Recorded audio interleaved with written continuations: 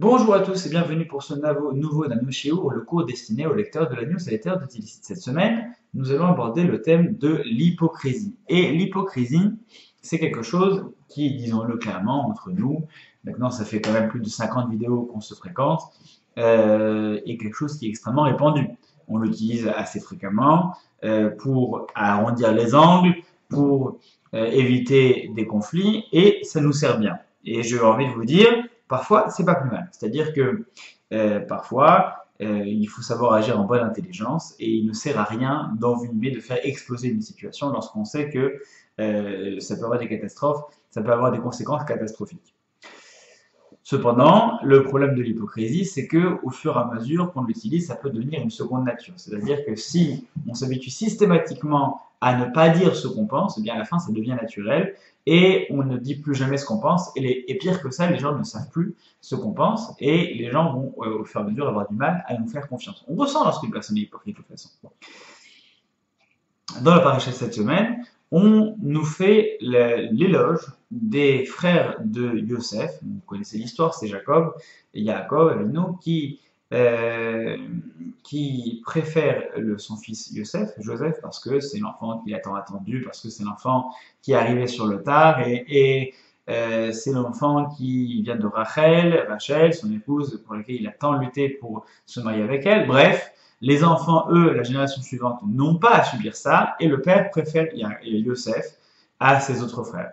Et ça provoque en eux un sentiment de haine, et cette haine fait que, le texte nous dit, Lo yachelou daber ol shalom, ils ne pouvaient plus lui parler de manière paisible, amicale.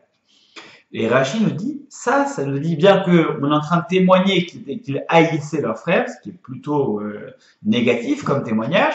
Eh bien, Rachi nous dit, mais ça, en fait, ça a été dit pour leur bien. C'est-à-dire, ça a été dit, on a fait leur éloge. On a fait leur éloge. Là, maintenant, Shifram, on nous a appris leur éloge. Chez l'eau, Diberum Achat Bapé, Ve'achat Balev. Parce qu'ils n'ont pas dit une chose dans leur bouche et ils avaient autre chose dans leur cœur. C'est-à-dire que lorsque la Torah nous dit, en nous rapportant que les frères de Yosef le haïssaient et qu'ils ne pouvaient plus lui parler en paix, c'est-à-dire que parfois, eh bien, dans des situations, on va choisir de ne pas dire ce qu'on pense, tout simplement pour éviter qu'une situation s'enflamme, pour éviter qu'il arrive quelque chose de négatif. Seulement, le problème lorsqu'on fait cela, c'est qu'on induit une personne en erreur et on lui cause un double tort. Le premier tort, c'est qu'on le haït, cette personne, en disant si je ne lui dis pas que je ne l'aime pas, cette personne. Donc d'abord, eh bien, je le déteste, je le haïs, j'ai des sentiments négatifs envers lui. Et ensuite, au-delà de ça, il y a aussi le fait que je ne lui dis pas la vérité. Donc je lui mens. Et en plus, au-delà de ce mensonge-là, eh bien, lui aura beau faire tous les efforts, il aura toujours des signaux négatifs. Il aura toujours des signaux différents de ce qui est vraiment, de ce qui colle vraiment à la réalité. Donc lorsqu'il y a une personne pour lequel vous avez un problème, si vous, un jour ou l'autre, vous ne dites pas eh bien, la vérité à cette personne-là, eh bien, vous lui faites doublement mal. D'abord parce qu'elle ne sait pas que vous ne l'aimez pas, et donc elle a donc un témoignage négatif des sentiments, un témoignage faussé des sentiments que vous portez pour elle. Et ensuite, au-delà de ça, eh bien, elle ne pourra jamais arriver à être sur la même longueur d'onde, parce que tout ce que vous direz sera teinté de ce que vous pensez à l'intérieur, et tout ce que vous direz sera teinté de cette manipulation, de cette hypocrisie.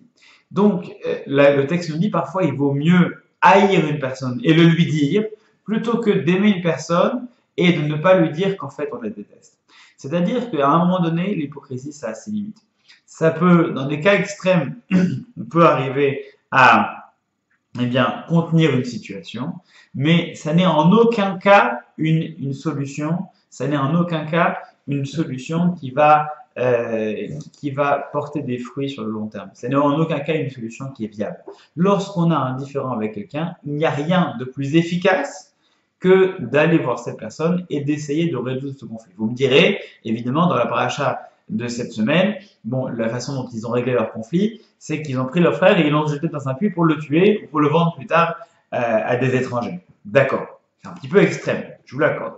Mais il n'empêche que si ils avaient continué eh bien, à se voiler la face, un petit peu comme ce qu'a fait d'ailleurs Yaakov. Yaakov donc disait à son fils, oh mais c'est quoi ces rêves que tu racontes, c'est bizarre, tu penses vraiment qu'un jour nous, ta mère et tes frères, on va se prosterner un jour devant toi, alors que le texte nous confirme, Ve'aviv Shamar et Davar, mais son père gardait cela à l'intérieur.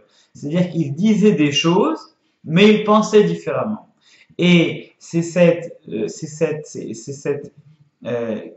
secret des mots, c'est le fait de ne pas avoir dit tout ça qui, au fur et à mesure, a accumulé au sein de ces enfants cette haine qui l'ont poussé à agir, qui les ont poussés à agir. Donc, tôt ou tard, que ce soit à un échelon ou à un autre, eh bien, le fait de cacher des choses, le fait de contenir certaines émotions, eh bien, ça provoque tôt ou tard quelque chose d'encore plus grave. On l'a vu, c'est ce qui est cité dans le traité de Shabbat. Il y avait dans l'expression véritablement de l'amour que Yaakov avait pour son fils, d'après certains, eh bien, lorsqu'on dit qu'il lui a fait cette tunique, en réalité, d'après un avis, il lui a fait que 2 petits boutons supplémentaires, des boutons dans sa tunique. Il a offert des tuniques à tout le monde, mais lui, il lui a montré quelque chose de supplémentaire. Et c'est tous les non-dits que les frères suspectaient, c'est tout ce qui avait été ressenti mais pas exprimé, qui s'est concrétisé dans cette tunique. Et lorsqu'ils l'ont tué, entre guillemets, lorsqu'ils ont voulu le vendre et qu'ils ont fait passer ça pour un accident, qu'est-ce qu'ils ont fait? Ils ont pris sa tunique et ils l'ont teintée de sang. Cette tunique, c'était l'expression de toute l'absence des paroles, tous les non-dits qui avaient été contenus dans cette tunique qui a cristallisé ses sentiments et qui en a fait que les frères de Jacob en sont venus à vouloir sa mort.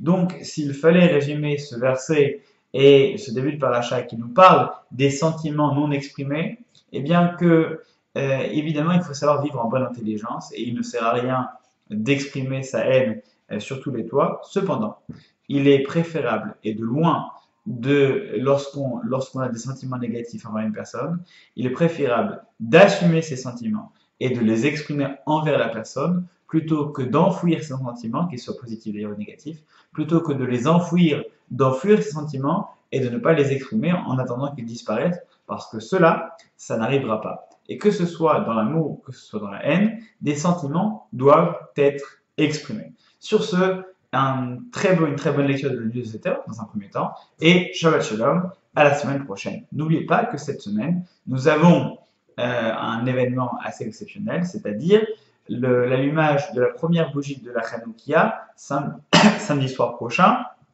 à la synagogue, qui sera organisé autour d'un spectacle qui vous sera donné par une quinzaine de jeunes lyonnais qui viendront pour jouer des morceaux de musique autour d'un spectacle construit pour Hanouka. Et Shabbat prochain, vendredi 23 et samedi 24, vous serez aussi les bienvenus pour le Shabbat communautaire que nous organisons. N'oubliez pas de vous inscrire pour cela.